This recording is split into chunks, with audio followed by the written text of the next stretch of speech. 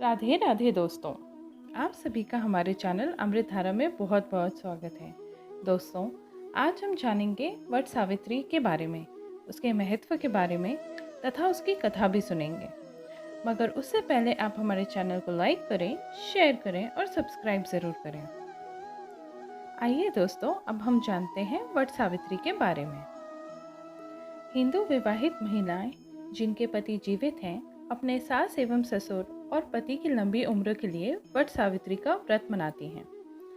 उत्तर भारत जैसे पंजाब, हरियाणा, दिल्ली, उत्तर प्रदेश, मध्य प्रदेश एवं उड़ीसा के राज्यों में वट सावित्री का व्रत ज्येष्ठ कृष्ण अमावस्या को मनाया जाता है, जबकि महाराष्ट्र, गुजरात और दक्षिण भारत के राज्यों में विवाहित महिलाएं उत्तर भारत की तुलना में 15 दिन के बाद अर्थात ज्येष्ठ शुक्ल पूर्णिमा को वट सावित्री का व्रत मनाती हैं। आइए दोस्तों, अब हम जानते हैं इसके महत्व के बारे में। सावित्री व्रत की कथा के अनुसार वट वृक्ष के नीचे ही उनके सास ससुर की दिव्य ज्योति, छिना हुआ राज्य तथा मृत पति के शरीर में प्राण वापस आए थे। पुराणों के अनुसार वट वृक्ष में ब्रह्मा, विष्णु, महेश तीनों ही वास करते हैं। इसके नीचे बैठकर पूजन करना, व्रत कथा सुनना और कोई भी मांगलिक कार्य करने से मनोकामनाएं पूर्ण होती हैं। भगवान बौद्ध को इसी वृक्ष के नीचे ज्ञान की प्राप्ति हुई थी। अतः वट वृक्ष को ज्ञान, निर्वाण और दीर्घायु का पूरक माना गया है। आइए दोस्तों, अब हम इसकी पूजन विधि जानते हैं। जो महिलाएं वट सावित्री का व्रत करती हैं, पूजन के साथ साथ वट वृक्ष के आसपास सूत के धागों के साथ परिक्रमा करती हैं और इन्हें लपेटती हैं, जिसे रक्षा का प्रतीक माना जाता है। साथ ही पूजन के बाद वह अपने पति को रोली और अक्षत लगाकर चरण स्पर्श करती हैं और बाद में प्रसाद में मिष्ठान वितरित करती हैं। अंततः पतिव्रता सावित्री के अनुरूप ही अपने सास ससुर का भी उचित पूजन करना आवश्यक है। आइए अब हम कथा सुनते हैं। भाद्र देश में एक राजा थे जिनका नाम अश्वपति था। राजा अश्वपति की कोई संतान न थी। उन्होंने संतान प्राप्ति के लिए मंत्र उच्चारण के साथ साथ प्रतिदिन लाख आहुतियां दी। 18 वर्ष तक यह क्रम जारी रहा। इसके बाद सावित्री देवी ने प्रकट होकर उन्हें वर दिया, हे राजन, मैं तुम्हारी तपस्या से प्रसन्न हूँ। तुम्हारे घर एक तेजस्वी कन्या जन्म लेगी। ऐसा कहकर सावित्री देवी अंतर्ध्यान हो गईं। कुछ समय के पश्चात उनके घर एक सुंदर कन्या ने जन्म लिया। उसका नाम सावित्री रखा गया। कन्या बड़ी होकर बेहद ही रूपवान हुई। योग्य वर ना मिलने की वजह से सावित्री के पिता दुखी रहने लगे। उन्होंने कन्या को स्वयं ही अपना वर तलाशने के लिए भेज दिया। सावित्री तपोवन में भटकने लगी। वहां साल्वे देश के राजा धूमसेना रहते थे, जिनका राज्य छिन गया था। उनका एक पुत्र था, सत्यवान। सत्यवान को देखकर सावित्री ने उसे मन ही मन में पति के रूप में स्वीकार कर लिया था। यह सब जान ऋषि राज नारद अश्वपति के पास पहुंचे और कहने लगे, हे राजन, ये क्या कर रहे हैं आप? सत्यवान गुणवान है, धर्मात्मा है और बलवान भी है, परंतु उसकी आयु छोटी है, वह अल्पायु है। 1 वर्ष के बाद ही उसकी मृत्यु हो जाएगी। ऐसा ना करें राजन। नारद ऋषि की बात सुनकर राजा अश्वपति घोर चिंता में डूब गए। उन्होंने सावित्री से कारण पूछा कि तुम इससे ही क्यों शादी करना चाहती हो? सावित्री बोली, आर्य कन्याएं अपने पति को एक ही बार चुनती हैं।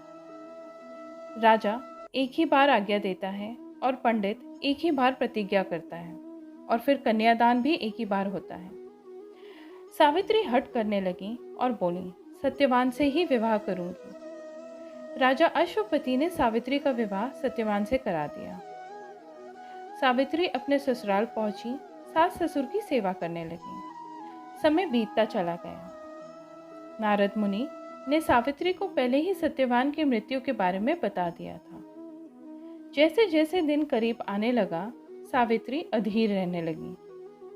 उन्होंने 3 दिन पहले ही उपवास शुरू कर दिया।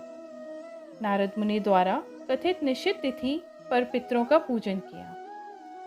हर दिन की तरह सत्यवान उस दिन भी लकड़ी काटने जंगल चले गए।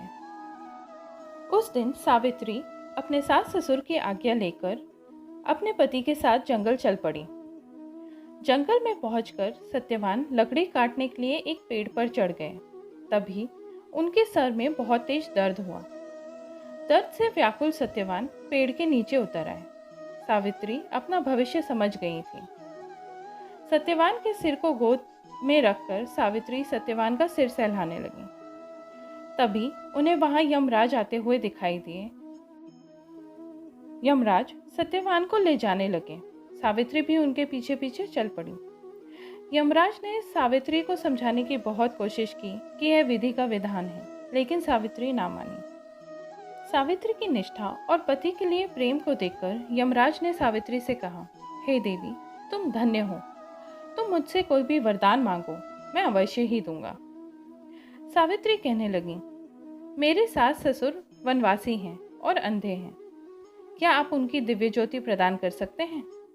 यमराज ने कहा, ऐसा ही होगा, अब लौट जाओ। लेकिन सावित्री नहीं मानी और पीछे पीछे चलती रही। यमराज ने कहा, देवी, अब वापस लौट जाओ, मैंने तो तुम्हें वरदान भी दे दिया। सावित्री कहने लगी, पति के पीछे चलना मेरा कर्तव्य है। यह सुनकर यमराज ने उनसे एक और वर मांगने को कहा। सावित्री बोली, हमारे ससुर का राज्य छिन गया है, उसे पुनः वापस दिला दें। यमराज ने सावित्री को यह वरदान दिया और कहा, अब तुम लौट जाओ। लेकिन सावित्री पीछे पीछे चलती रही। यमराज ने तंग आकर कहा कि अब तुम तीसरा वरदान मांगो और इसके बाद वापस लौट जाना। सावित्री ने बहुत विचार किया और कहा कि मुझे 100 संतान और सौभाग्य का वरदान दें। यमराज ने कहा, ऐसा ही होगा। सावित्री ने यमराज से कहा, हे प्रभु, मैं एक पतिव्रता स्त्री हूँ और आपने मुझे पुत्रवती होने का आशीर्वाद दिया है। यह सुनकर सत्यवान के प्राण यमराज को छोड़ने ही पड़े। यमराज अंतर्ध्यान हो गए और सावित्री उस वट वृक्ष के पास आ गई जहाँ उनके पति का मृत शरीर पड़ा था। सत्यवान जीवित हो गए और दोनों खुशी खुशी अपने राज्य की ओर चल पड़े। दोनों घर पहुंचे तो देखा कि माता पिता की दिव्य ज्योति भी आ गई है।